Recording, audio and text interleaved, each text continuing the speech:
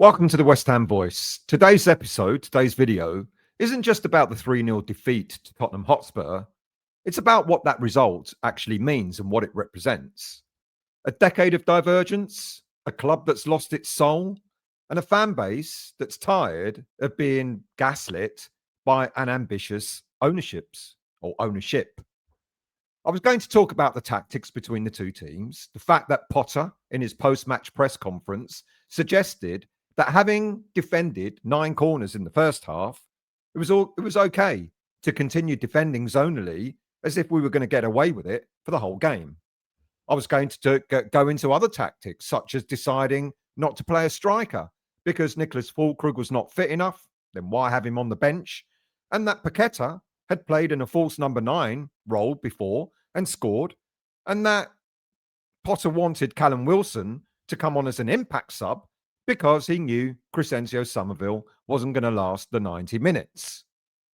It's a pity that the journalists and reporters in that post-match press conference didn't ask him why he thought it was tactically astute to keep James Ward-Prowse on the pitch for the 92 minutes before being subbed. And I was going to question Graham Potter's future at West Ham and how long before the board decide enough is enough. At this rate, I would say he's probably got until the next international window to turn it around. And if he doesn't, or even if he does, then maybe the next time that he might get sacked will be Christmas. It's traditional, isn't it, for West Ham, sacking managers at Christmas time?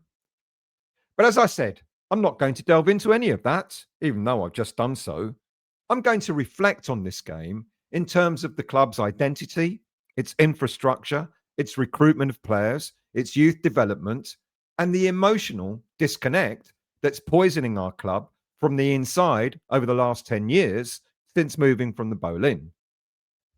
So let's briefly talk about the defeat and the tactical and emotional fallout from it. West Ham 0, Tottenham Hotspur 3, a scoreline that flatters no one but exposes everything at West Ham. We were outplayed, outthought, outclassed, not just on the pitch, but in the boardroom, in recruitment of players, and in the vision of both clubs. This wasn't just a bad day at the office for West Ham. It was a reminder that we've become a club that reacts, not one that builds. This loss dents our season. Of course it does. But more importantly, it confirms what many of us have feared, that since the European trophy in 2023, that was a high, but it wasn't planned to be sustained. No platform, no progression, just a parade, a few tweets, and a back to bargain bin football. Now, I'm comparing West Ham to Spurs over the last 10 years, not because I admire them, not because of what Spurs have done, not looking at them with envy, but comparing these two clubs over the last 10 years best illustrates the direction that they've gone since we've moved from the Boleyn. Now let's look at our current managers, for example. Graham Potter and Thomas Frank are two very different managers, two very different footballing minds. Potter is a systems thinker. He builds slowly, methodically, with a focus on positional play and possession and long-term cohesion. But at Chelsea, he was swallowed up by the chaos that ensued there.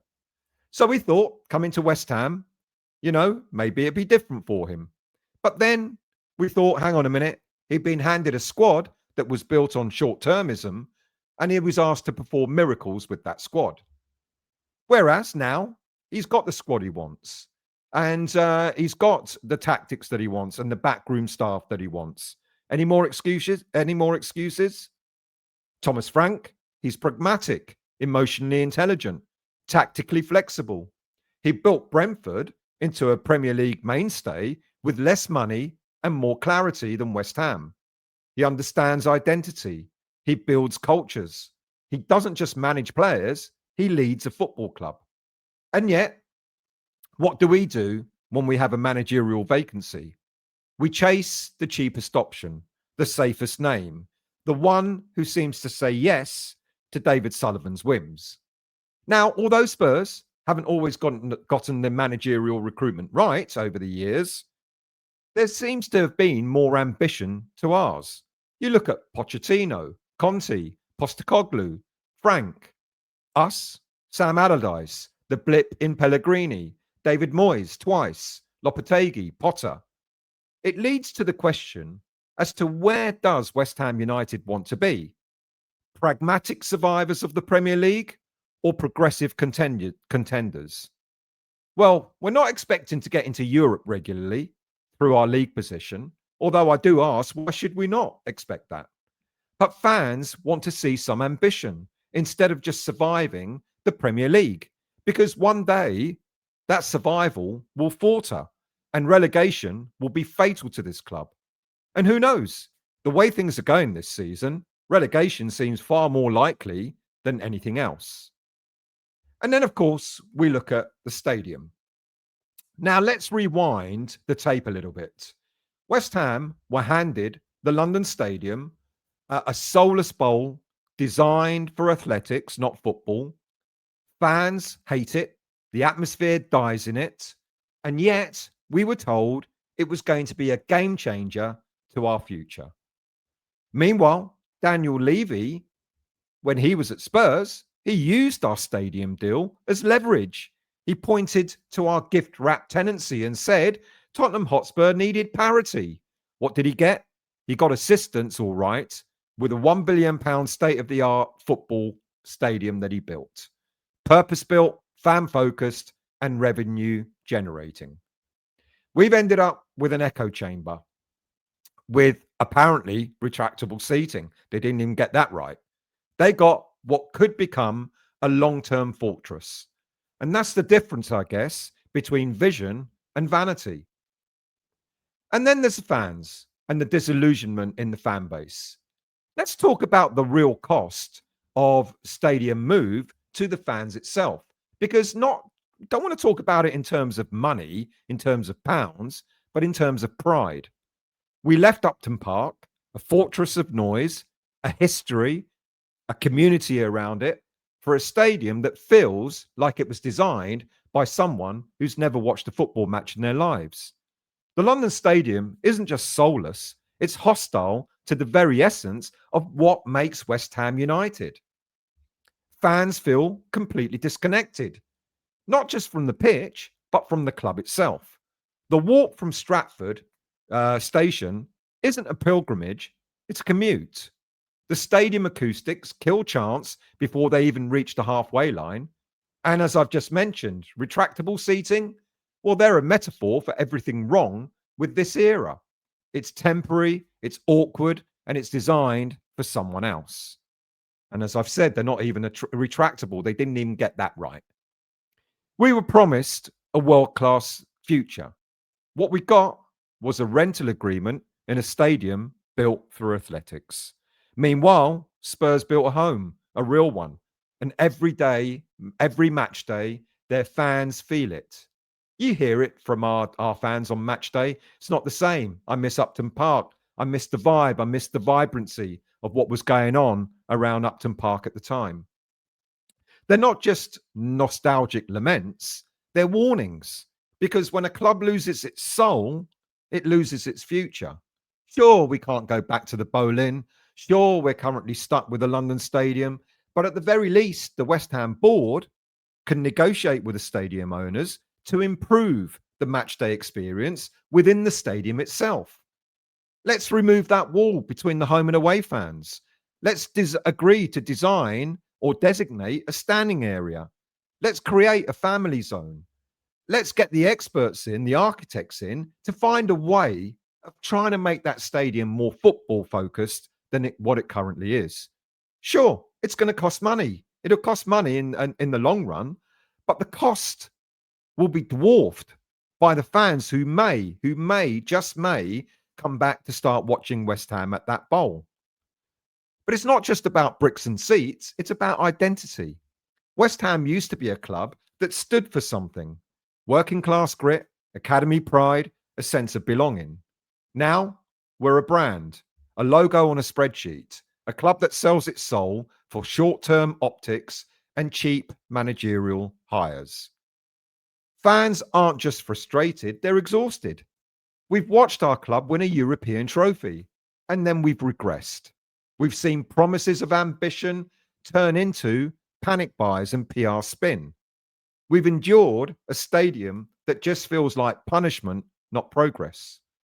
And through it all, the board stays silent, detached, and distant, as if the fans are a nuisance, not the heartbeat.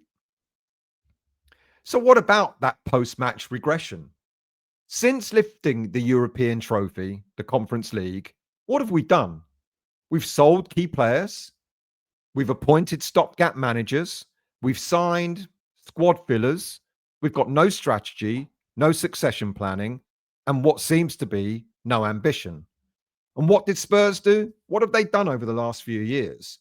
They brought in Ange Postecoglou, a coach who had a philosophy, a presence, a plan. They signed players who fitted into his system. And when the time was right, and when they won the trophy, they appointed Thomas Frank to take them to the next step. Thomas Frank cost them a considerable amount of money to prize him away from Brentford. Didn't have my teeth in properly there, did I? Considerable. And they continue to build on their European success by spending money on players who they hope will sustain that level of achievement. Yeah, all right. They didn't do well in the Premier League last season, but that was well overcome by the fact that they won a European trophy, and now this season they're in the Champions League. And what have they done? They've gone out and they've improved the squad in order to try and sustain that. We've managed to turn European success into stagnation. And let's be clear, it's not just about the money, it's about the mentality. Spurs have invested. We've invested in excuses, in not to invest.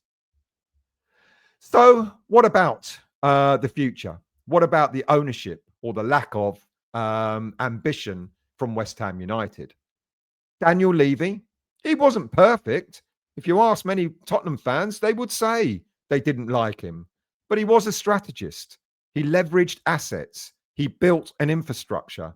And he backed his managers with vision. David Sullivan, complete opposite. Sullivan, he cuts corners. He hires managers who are not going to challenge him. He treats ambition as if it's a liability.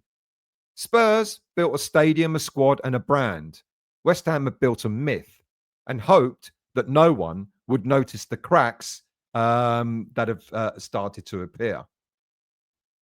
And what about player recruitment and our philosophy in our transfer market? West Ham's recruitment is reactive at best. In the past, what we've done is we've chased names, not profiles. We've signed players who don't fit systems because we don't have one. We brought aging players, short-term fixes, and seem to have wasted our opportunity to use the talent that we brought in Carl McCauley and Max Hahn. If you look at our past, we've recruited players like Danny Ings, Scamacca, and various other players ever since they're talented players, but in the wrong context. There's no tactical fit. There was no long-term strategy, no long-term plan. Spurs, they've scouted for players who fit into a philosophy. And because of our budget constraints and indecision over the years, we've lost out on players who have gone on to make a huge impact elsewhere. And what about our youth system, our academy of football that seems to also be forgotten about? We call ourselves the Academy of Football, but where's the pathway?